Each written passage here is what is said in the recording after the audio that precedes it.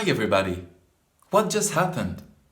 By greeting you, I vibrated my vocal folds, which in turn made the air around them vibrate. In this process, a traveling pressure wave was created that eventually reached your ear, which processed it and sent a signal to your brain, making you aware of my presence. This talk is about the physics of vibrations and more specifically those vibrations that we call music. Our starting point is a simple model to describe the vibrations of a string. This model is useful to talk about the vibrations of a guitar string or of the vocal cords, for example. So let us assume that we have a string of length L, mass per unit length ρ, and that our string is under a tension T. Now, by making reasonable assumptions, which I will not delve into here, we can get to the following differential equation. The spatial derivative, here in red, tells us about the curvature of the string at a given place in time, while the temporal derivative, here in green, tells us about the vertical acceleration of the string. You can see on the graph that the string is more curved in its middle than near its extremities. So if I let go of the string, the middle is going to undergo more acceleration, more changes in its vertical velocity than the black dot near the left extremity of the string. I will now examine some solutions to this differential equation. Those solutions are standing waves, and they are the product of two sine functions. The first sine function decides on the shape of the standing wave, while the second sine function decides on its temporal behavior, that is to say, its oscillations. Now, there are two important parameters here. The first one is the wavelength, lambda, which is the distance between two consecutive crests. You can see that on the leftmost wave over there, only half of wavelength is fitting. The other important parameter is the frequency f, which will tell us how rapidly the wave is going to oscillate. Now, it turns out that the differential equation imposes a relationship between the wavelength and the frequency. This is the so-called dispersion relation. As the tension and the mass of the string are constant here, the product of the frequency and the wavelength is a constant. So if we have a long wavelength, which is the case for the leftmost wave here, we will get a slow oscillation, a low frequency. Conversely, if we have a high frequency, as is the case on the rightmost wave over there, we will get correspondingly a shorter wavelength. We are now ready for our first musical note. Let us focus on the leftmost wave over there. It is the one with the lowest frequency, and for that reason we give it a special name, the fundamental. Lambda is equal to twice the length of the string for this standing wave. And if we use the dispersion relation and rearrange it a little bit, we can figure out an expression for the associated fundamental frequency. If we now plug in the values for an ukulele string, so its tension, mass and length, we get a value of 440 Hz for the fundamental frequency. And so the temporal sine function will be sine of 2 pi times 440 Hz times t. We can now use this knowledge to synthesize sounds on the computer using the programming language Python. We will just plug this 440 Hz sine function into Python and encode it into what is called a wave file. For those of you interested in programming your own sounds, I have published the complete Python code in the description of this video. Let us hear what this 440 Hz sine wave sounds like. There we go, this is our first note. If we now export this sound to music production software like Logic Pro, we will duly see that its waveform is sinusoidal. So music production softwares can be used to plot functions. As a cool anecdote, 440 Hz corresponds to what is called standard A, and it is the note that you hear when your phone connection gets lost. Music with one single note can get a bit boring, so let us look for other notes. Let us turn our interest to the octave. We saw in the previous slides that the frequency of the fundamental is inversely proportional to the length of the string. So if I use the full length of my A ukulele string, I will get a fundamental of 440 Hz.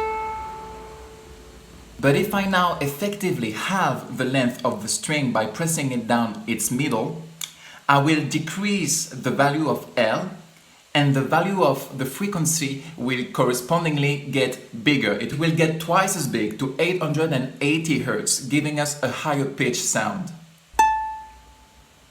If we now want to generate this fundamental in Python, all we have to do is use the same code as before, but change the value of f to 880 Hz. And this is what it sounds like. This is what the 440 Hz sounded like. 880 Hz again. Now, on a piano, the 440 Hz A is here, while the 880 Hz A is there. And we see that to get from the first to the second, we have to climb 1, 2, 3, 4, 5, 6, 7, 8, 9, 10, 11, 12 keys on the piano. So the question is, what about the frequencies of those notes in between? Well, the key thing to know is that the piano obeys a logarithmic scale, meaning that in order to get from one key to its neighbor, you have to multiply the frequency by a given factor. So if we start at 440, we have to multiply by this factor 12 times in order to get to 880, right? This all boils down to this equation, which can be easily solved and tells us that the factor we are looking for is 2 to the power 112.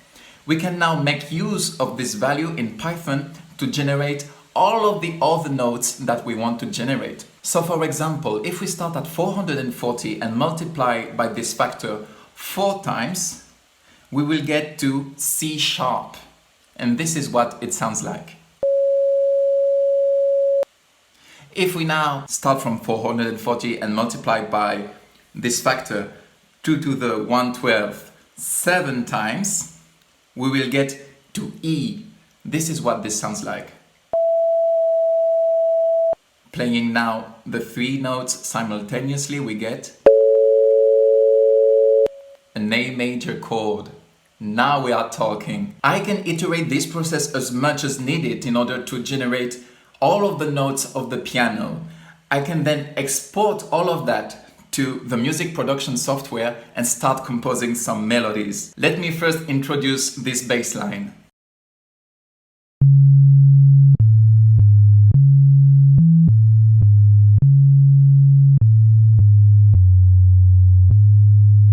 I will now give this bass line more presence by playing it again an octave below.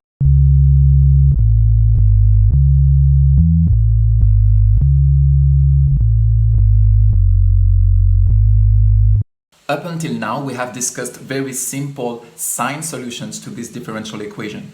However, this differential equation has a very nice feature. It is a linear equation, meaning that if we mathematically add solutions to this equation, we get all the possible vibrations of the string. For example, if I add the fundamental vibration and the third harmonic, I get what we call a superposition, which is also a possible vibration of the string. In fact, in the real world, with real instruments, this is almost always what happens. This scary looking thing on the right hand side is a spectral analyzer, and it reveals which frequencies are present in a given sound. For this guitar here, we have a peak at 440 Hz. This is the fundamental. The guitar was playing an A. But we also have other frequencies present. We have a peak at 880 Hz, 1320 Hz, and other multiples of the fundamental frequency.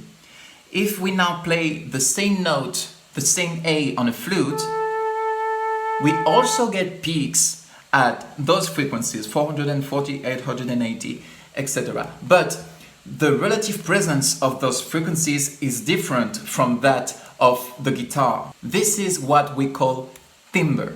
And thanks to it, we are able to tell a guitar and a flute apart even though they are playing the same note. In other words, one single note is already a symphony of numerous frequencies. Remember our sine wave? This is what its spectrum looks like. It only has one peak at 440 Hz. We are now in a position to synthesize some rich sounds. For no good reason, I will synthesize a sawtooth wave. This is the expression for the sawtooth wave. You add to the fundamental frequency, which corresponds to n equals 1 here, its multiples in decreasing proportions. If I truncate the series at 10 terms, we already get something that kind of looks like a sawtooth wave. This is what it sounds like. If I now add more terms up until 100 terms, we get something that really is close to a sawtooth wave, and this is what it sounds like. Okay, let me now use these new sounds to complement our bass line from earlier.